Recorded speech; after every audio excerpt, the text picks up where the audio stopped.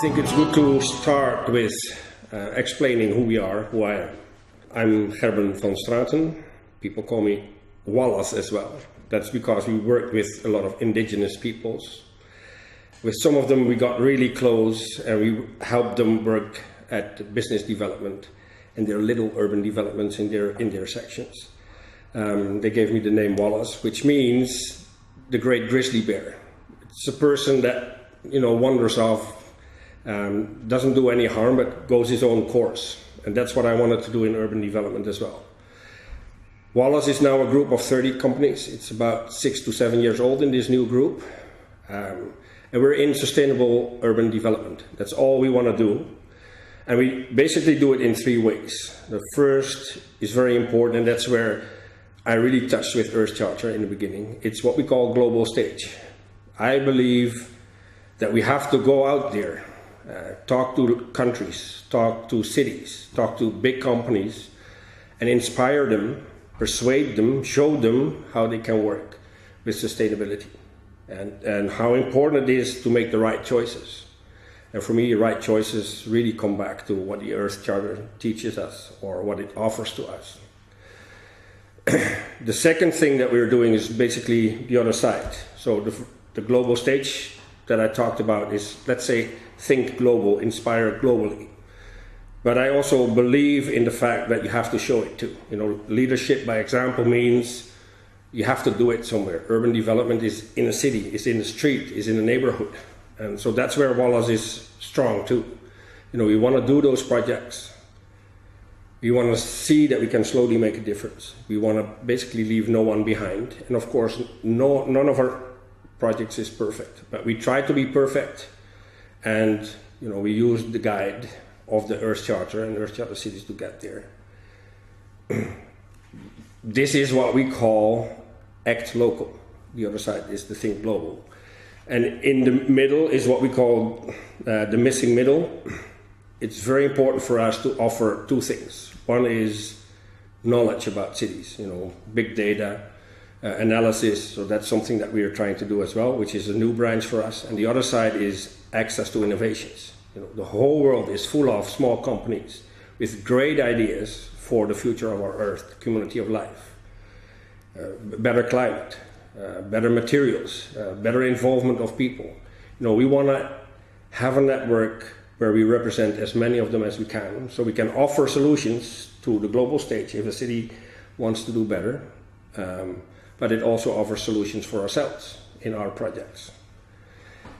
So this basically describes what Wallace wants to be, sustainable urban development. And of course there's a reason why we got to that place. I've personally about 25 years of experience in big projects and urban projects. And all that time I found that it's one of the big industries that's just not as good as we want it to be, or maybe very bad at some points. I compare it to the big energy industries, I compared it to the big financial industries. And I decided after the crisis of 2008 that it was really time to do things differently. Cities are not about big buildings. It's not about how much money shareholders make.